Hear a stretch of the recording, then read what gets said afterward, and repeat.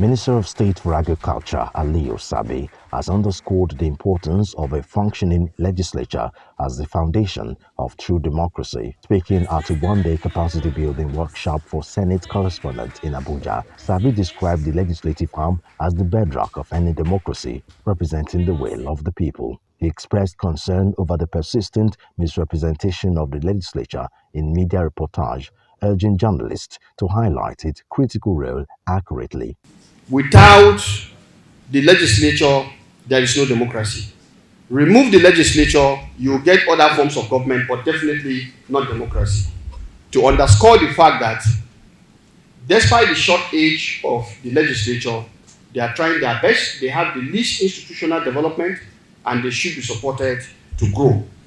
So as journalists, you must also put yourself in that state to understand that if you remove the legislature, definitely democracy does not exist. Connecting the remarks on the national agenda, Sabi highlighted ongoing programs aimed at achieving food self-sufficiency, aligning with President Bola Tinubu's Renewed Hope initiative. Our part dependent, if you want to call it that, to other sources is minimal. Because if we are dependent on other sources, when those sources dry up, you can imagine the disaster and the chaos that will bring to our nation. So his vision is for us to have food sovereignty.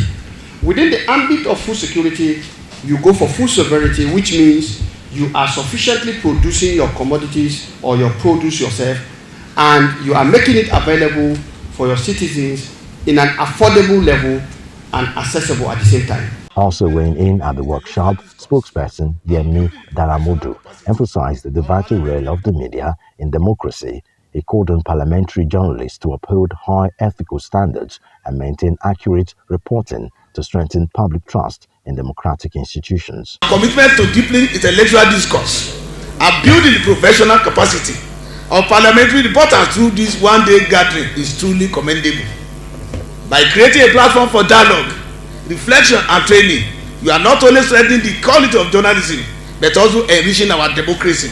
On behalf of the Nigerian Senate, I assure you of our continued support and partnership initiatives that enhance openness, accountability and professionalism in the coverage of legislative works. Meanwhile, former senior special assistant to the late President Muhammadu Buhari on National Assembly matters, Ita Enang, stressed the need for training and support for parliamentary journalists to address misinformation and political pressures in enforcing Nigeria's democratic framework. Reporting has been the penchant for the media to give less attention to bills and legislative measures, but rather focus on the soft side of the news from the legislature.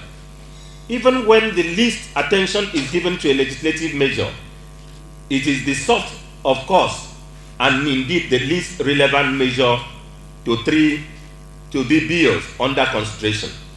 Without you conveying what happened in the inner chamber or the hollow chambers, the committees, the society will not know what the legislators are doing, and we may not be able to appreciate and at the same time contribute to the development of this country.